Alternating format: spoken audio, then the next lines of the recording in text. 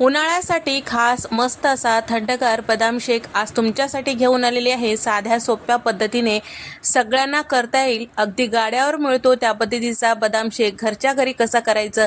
मस्त असा दाटसर बदाम शेक, शिवाय चवीला सुद्धा मस्त लागणारा हा बदाम शेक कसा करायचा ते पाहणार आहोत। तर जर पूर्ण पाहिल्यानंतर तुम्हाला व्हिडिओ आवडल्यास व्हिडिओला नक्की लाईक करा। चला तर मग रेसिपीला सुरुवात करूया। तर अर्धा कप इतके मी इथे बदाम साधारण एक 2 तासापूर्वी भिजत ठेवलेलं होतं। तर या ठिकाणी या पद्धतीने या बदामाची साल अलगदपणे निघत आहे। बदामाची साल काढल्यामुळे बदाम शेकला रंग छान येतो आणि त्याचबरोबर यामधलं जे उष्णपणा असतो ते निघून जातो। या ठिकाणी मी सगळ्या बदामावरची साल काढून घेतलेली आहे आणि बदाम शेक करण्यासाठी 1 लिटर दूध घेतलेलं आहे। म्हशीचं दूध घेतलेलं आहे, तुम्ही पॅकेटचं दूध सुद्धा घेऊ शकता। गरम करायला ठेवलेलं आहे, त्यापैकी 1.5 कप इतकं दूध, थंड दूध बाजूला काढून घेतलेलं आहे आणि यामध्ये साधारण एक 5 चमचे इतकं कस्टर्ड पावडर टाकून घेतलेलं आहे। कस्टर्ड पावडर व्हॅनिला फ्लेवरचा आहे आणि त्याचबरोबर दुधामध्ये टाकून छान गुठळ्या राहू न देता व्यवस्थित मिक्स करायचं आणि त्याचबरोबर जे आपण बदाम घेतलेलं होतं साल काढलेली ते मिक्सरच्या भांड्यामध्ये टाकलेलं आहे आणि 2 पोळी दूध यामध्ये टाकून छान व्यवस्थित या पद्धतीने थोडंसं जाडसर असे हे पेस्ट तयार करून घेतलेलं आहे। म्हणजे एखाद 2 बदामाचे तुकडे असायला पाहिजे। त्याचबरोबर इथे मी गरम दुधामध्ये केसरच्या काड्या सुद्धा भिजत ठेवलेल्या आहे। तर दूध थोडंसं गरम झालेलं आहे, 1.25 कप इतकं साखर टाकून घेतलेलं आहे। मिक्स करून घेऊया। दुधाला छान उकळी येऊ द्यायचं।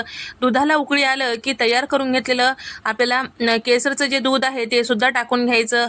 बदामाचं जे पेस्ट तयार करून घेतलेलं होतं ते सुद्धा टाकून घ्यायचं आणि सोबतच कस्टर्ड पावडरचं मिश्रण सुद्धा टाकून घ्यायचं आहे। तर कस्टर्ड पावडरचं मिश्रण टाकते वेळेस एका हाताने टाकायचं, दुसऱ्या हाताने मिक्स करत राहायचं, कारण कस्टर्ड पावडरमध्ये कॉर्नफ्लॉवर असते, त्यामुळे आपल्या दुधात गुठळ्या होऊ शकतात। त्यासाठी एका हाताने टाकायचं, दुसऱ्या हाताने मिक्स करायचं, म्हणजे व्यवस्थित मिक्स होतो आणि सतत या पद्धतीने थोडंसं दाटसरपणा येईपर्यंत या दुधाला छान मिक्स करत राहायचं आहे।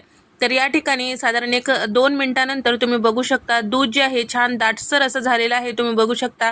तर या ठिकाणी छान दाटसर दूध झालं की आता गॅस बंद करायचं आणि जास्त वेळ जर ठेवताल तर करपू शकतो। तयार झालेलं जे बदामाचं दूध आहे थंड करायचं, थंड झालं की साधारण तास ते 2 तासासाठी फ्रीजमध्ये ठेवून द्यायचं। तर तासभर ठेवल्यानंतर तुम्ही बघू शकता या ठिकाणी आपलं जे दूध आहे छान आणखीन दाटसर झालेलं आहे। चमच्याने किंवा पळीने एकसारखं मिक्स करायचं, काजू बदाम पिस्त्याचे काप टाकून घ्यायचं। आता हे दूध सर्व करूया। तर या ठिकाणी हे जे दूध आहे सर्व करते वेळेस तुम्ही असंच दूध सर्व करू शकता किंवा मी ज्या पद्धतीने सर्व करत आहे त्या पद्धतीने तुम्ही सर्व करू शकता। तर तयार करून घेतलेलं दूध ग्लासमध्ये टाकायचं। मग काजू बदाम पिस्ता केसर यावर टाकू शकता। आवडत असेल तर आईस्क्रीमची एखादी स्कूपी सुद्धा तुम्ही टाकून घेऊ शकता। तर दिसायला जेवढं मस्त दिसत आहे चवीला देखील तेवढंच मस्त झालेलं आहे। तर या ठिकाणी आपण कस्टर्ड पावडर वापरल्यामुळे छान असा दुधाला दाटसरपणा येतो। तर या पद्धतीने एकदा नक्की ट्राय करून पहा, तुम्हाला सुद्धा नक्की आवडेल। वरतून आणखीन बर्फाची क्यूब यामध्ये टाकून घेतलेला आहे, एकदा या पद्धतीने ट्राय करून पहा।